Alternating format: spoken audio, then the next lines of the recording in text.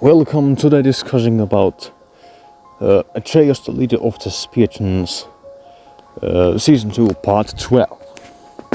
So we're gonna go through the general plot of the episode, my own opinions on it, pros and cons, then I'm gonna do some little examining and researching on our villains and errors with this, because we are really going to need it if we can give a actual nuanced opinion on it, because I don't really have that many nice things to say about our villains in this episode. But then again, that might be just misrepresenting the idea Atreyos himself had with them. So things need to be judged case by case. So with that out of the way, let's begin with the plot. So we are right where part 11 left us. Nothing has really changed. The battle is still going on. It's our heroes and King Godson versus Diro, the undead army, and pretty much just the undead army. And then Icaron and Atreyos fuse together to create Aeropike and fight against Onyxus. And that's it. That's the setup. We keep going on the same battle, and the plot is just that our heroes win the fight, and then we move forward to the forest, the Riptor forest we have, and we meet up with a Riptor pack and Clicky, who is in this timeline sort of Alpha Riptor. And now we can get into the pros. And this is, I think, a very good episode for Ares once again, because we are further diving deeper into the idea of Ares turning.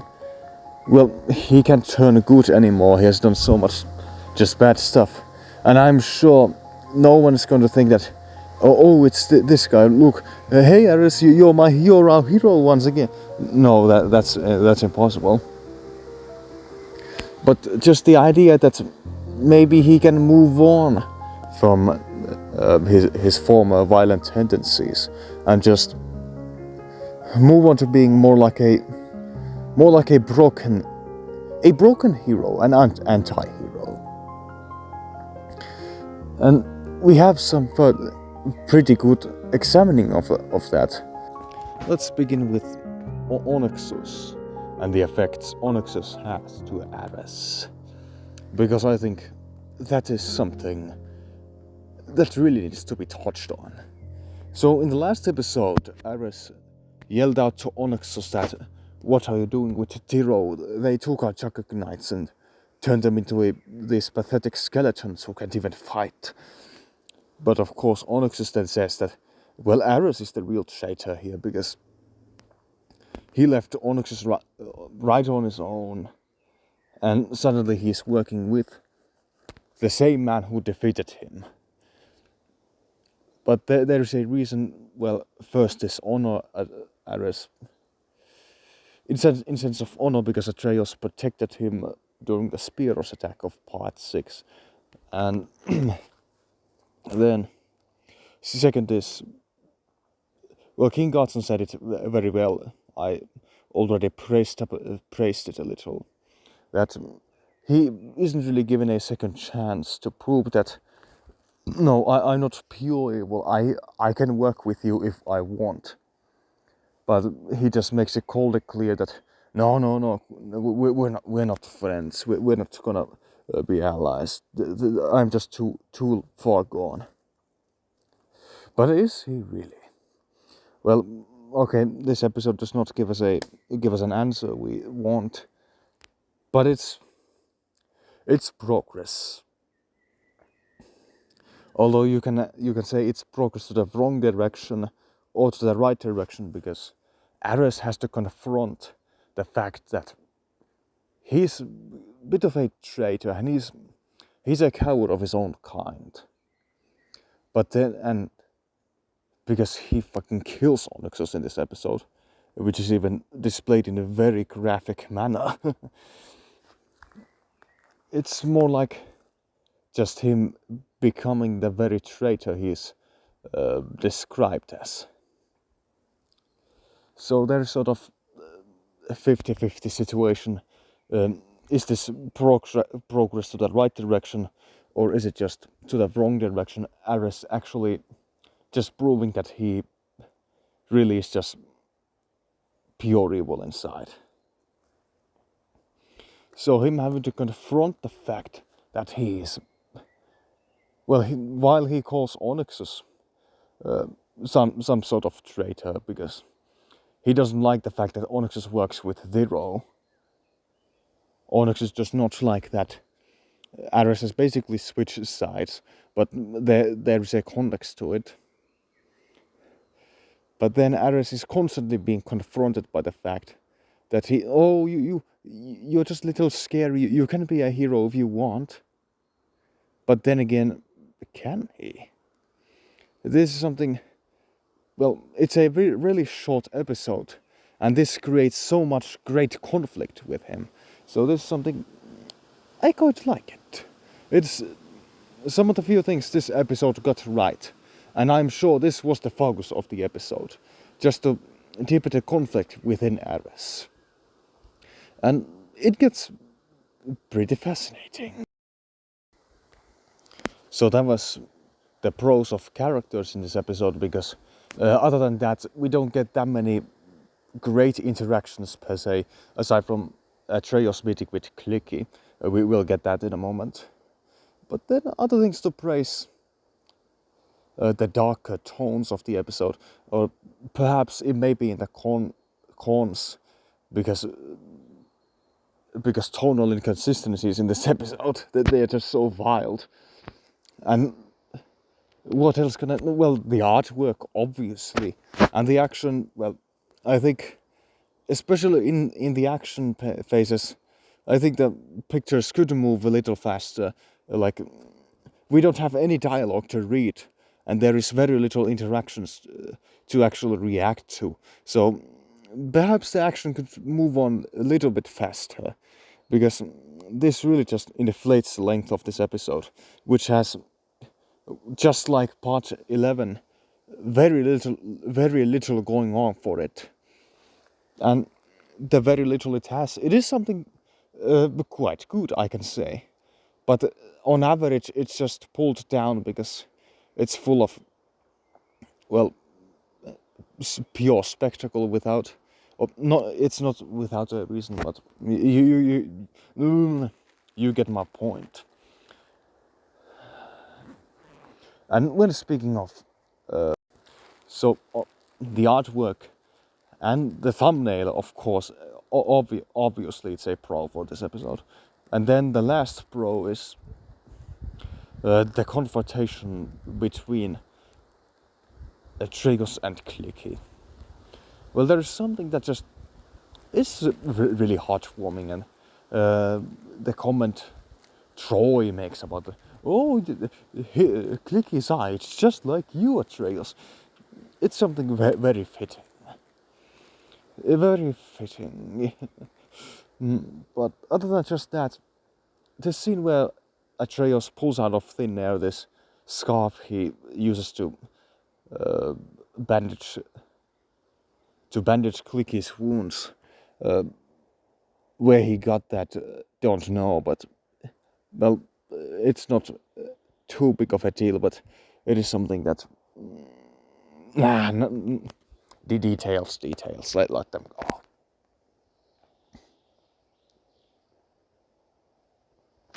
But that was pretty much the pros of this episode. As I said, this episode has very little going on for it. So let's move on to cons.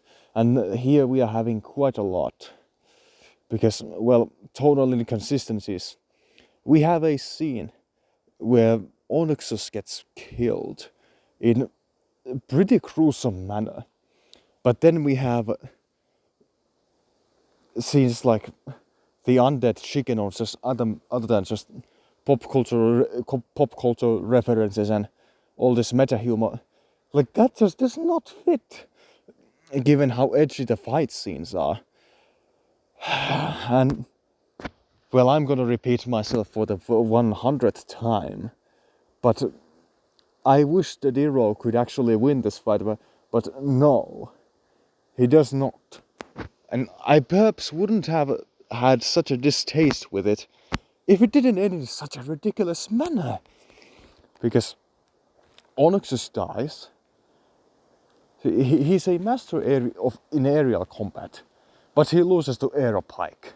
So the two times we see him in action, in both instances he loses.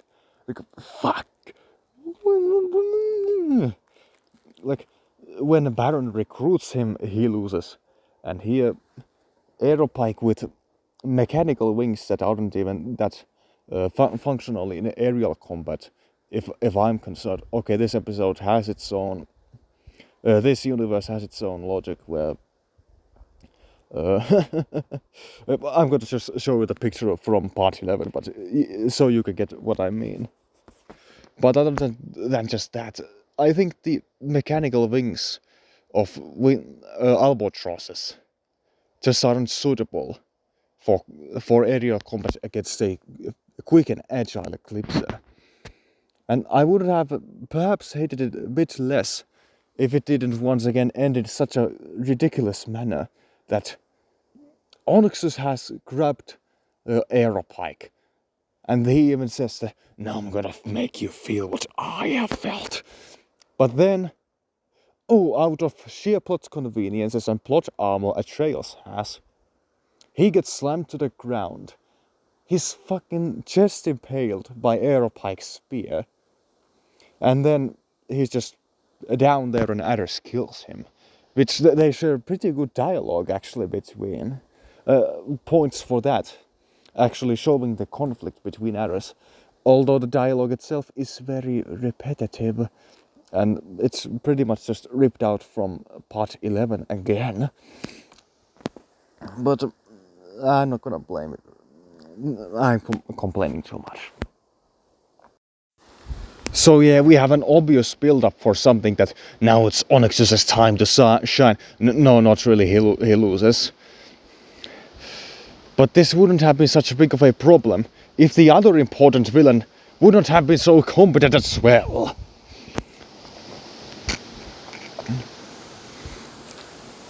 Like, okay, Dero was pretty cunning. It was pretty cunning move from him to retreat back in part 7, because there was another way to defeat Atreyos and his boys, but because plot convenience, they don't die there. Except for this time, when Dero retreats, he retreats only after Onyxos is dead, not after all of the Eclipsers are dead. Like, what the fuck, pal? You gotta be kidding me. And just that, this doesn't want you to be afraid. This comic just does not want you to be afraid of him.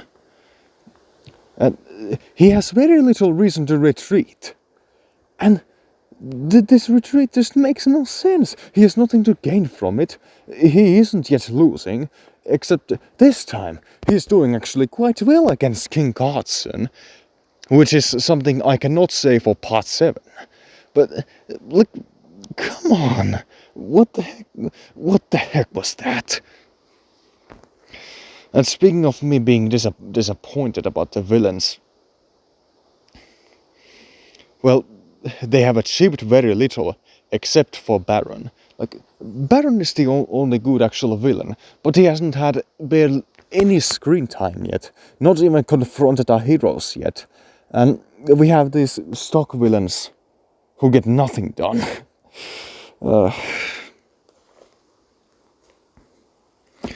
so, as I spoke a little bit about in the beginning of this review about character analysis, well, let's begin with Dero, because we've spoken about him for a while. But now we can move on to Onyxus and why it perhaps was a good move by Atreyos that he dies here. If his intention was just to create more of a dark reflection of Ares, and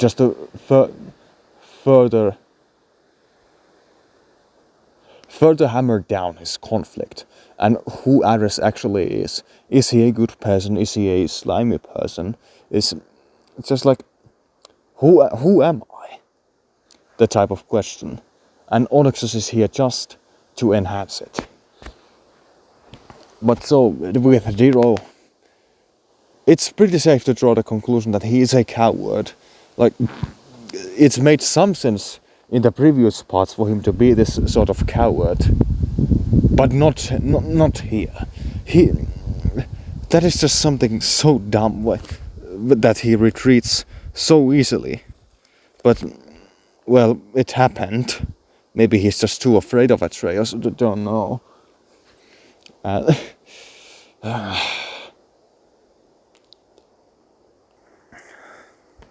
He's a coward for no reason being a coward. He's incompetent. He gets no stuff done. And I'm just repeating myself over and over again here. But this is just something I was very disappointed by. And, well, that is not today's discussion, but this just really pulls down the episode. Especially because we are in the middle of a Baron season. Just the fact that Baron is such an interesting villain who actually gets stuff done and he's surrounded by these stock villains. It's just something unthinkable to me.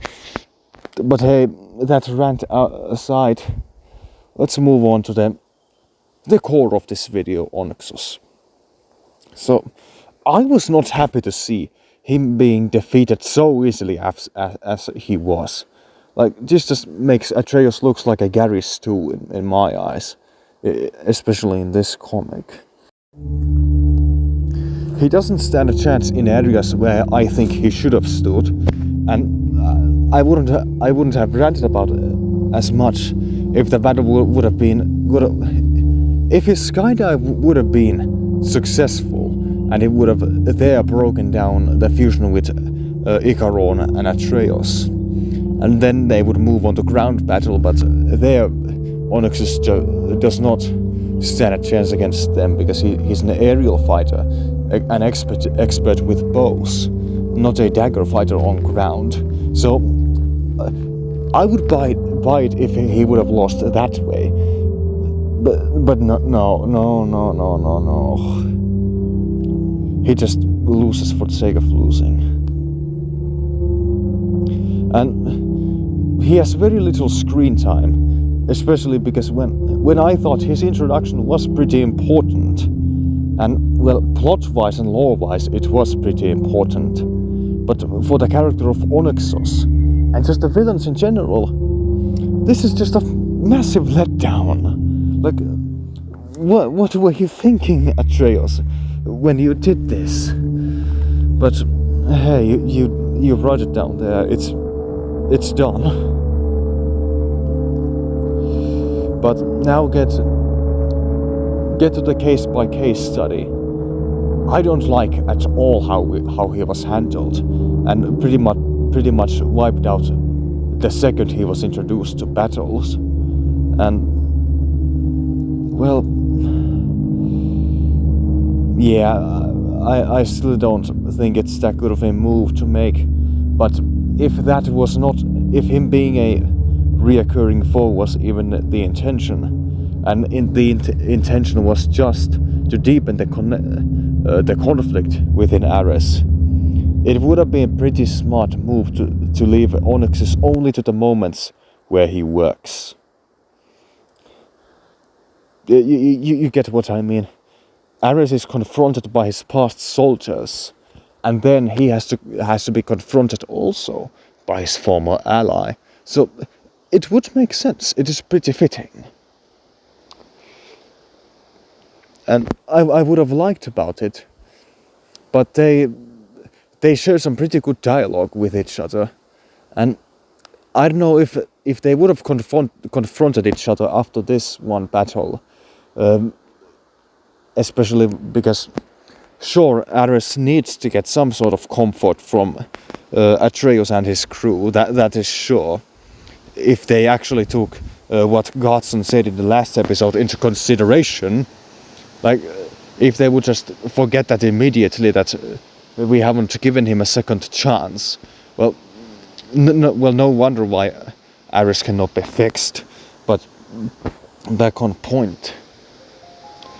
Perhaps that was the intention, that Onyxus is only left to the moments where his words actually get through to Ares, or they don't, because he just doesn't understand the situation, and he just doesn't get the point of view of Onyxus, and so he gets no ways to apologize anymore after he's being fixed, or either that Onyxus's words actually shook him a little, and he thinks that he has been a horrible person because of them. But because the comfort he gets, or he can get from Atreyos and his crew, there he can actually grow a bit, and so Onyxus's words won't get through to him anymore.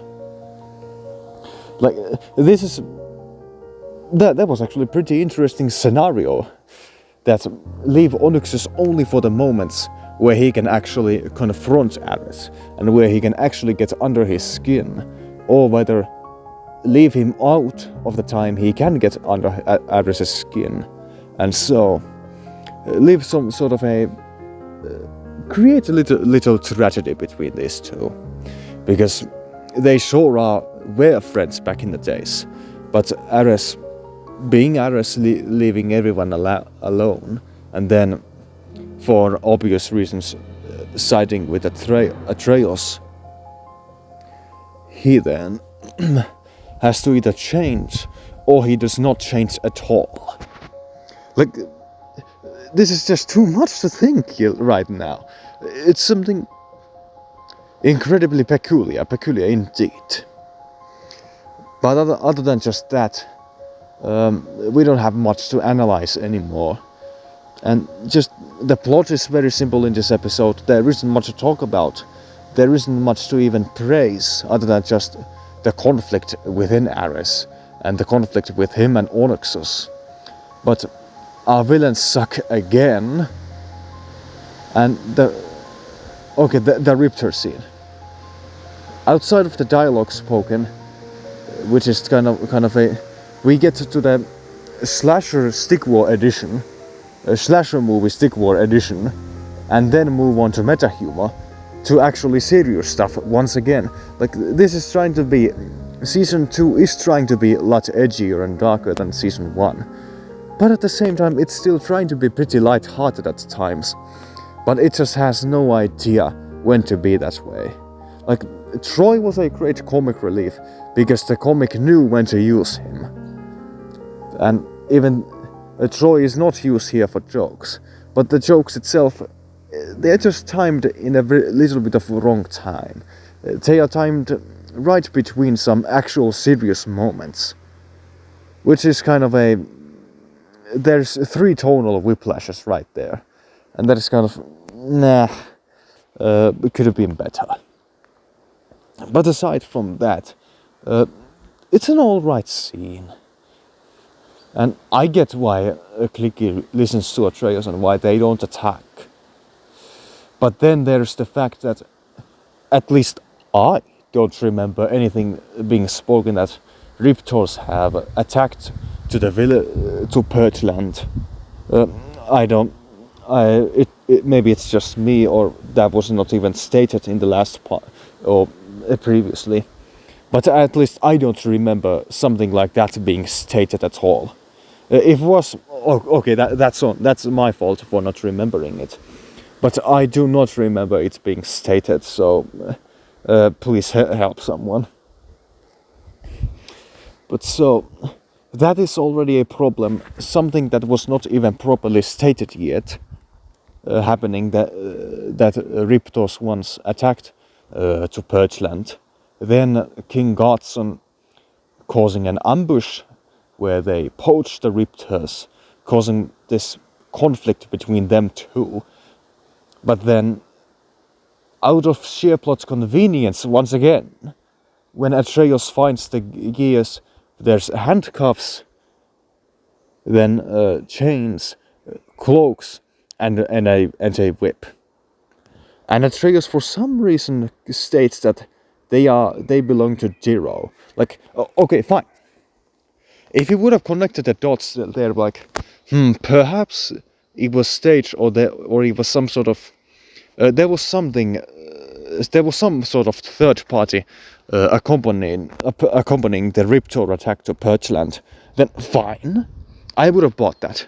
But there is very little to connect Zero with those gears, and Atreyos just straight up jumps into conclusions.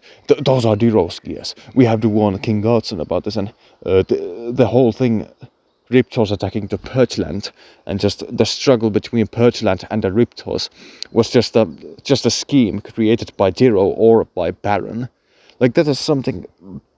Like, what the fuck? Where did you read the script?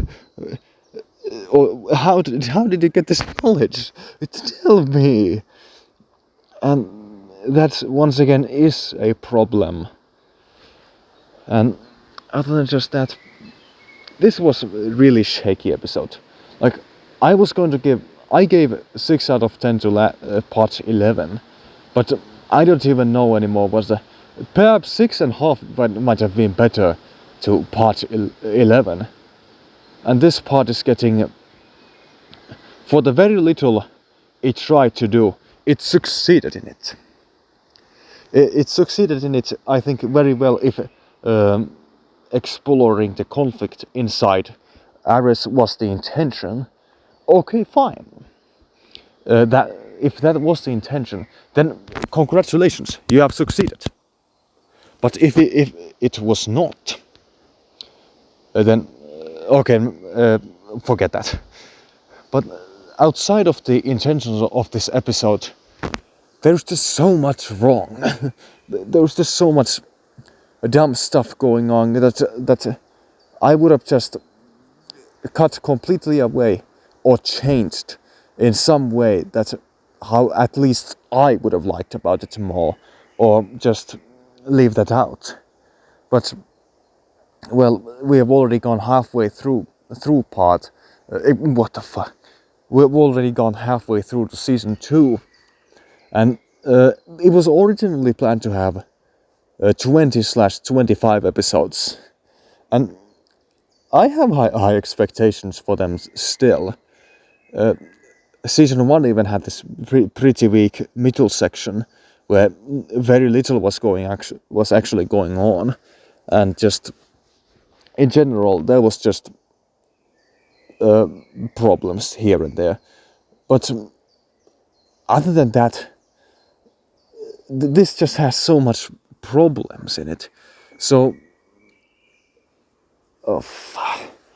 I really don't want to do this, because I enjoyed this episode, but given to the morals I have as a reviewer, which is, well, you can debate, am I a worthy reviewer or not? 5 out of 10.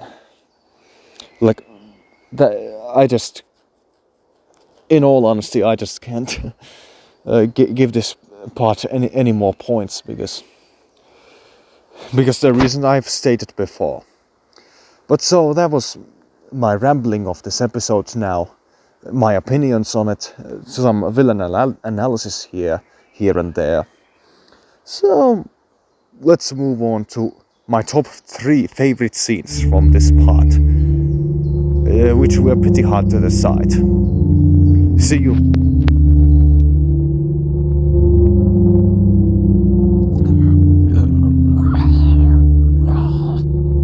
How dare you to betray me and alliance with the person who's taken all our troops? I will kill you without any mercy. How about you? You're the one who betrayed me first, Gargos, and your whole empire just to join the people you used to hate so much. It is not how you see it. You misunderstood it.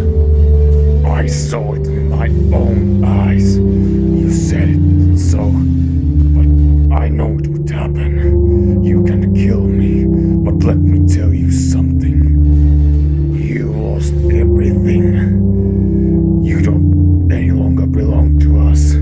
nor do you belong to them. You don't belong to anyone anymore. You will never be anything.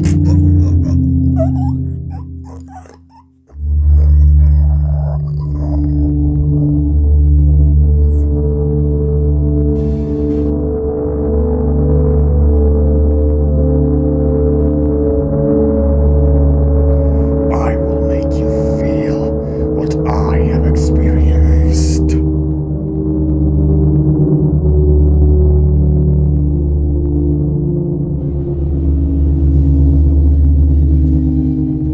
Calm down, buddy. We are not here to fight you.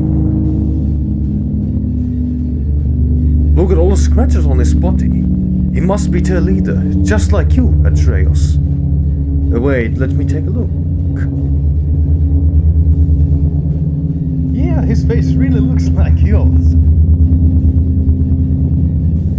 Wait, your neck hurts. Don't worry. We want to help you. There. Your wound will heal soon after a week. Okay, now be honest with me. I won't hurt you. What made you ambush Speartland and destroy their entire town?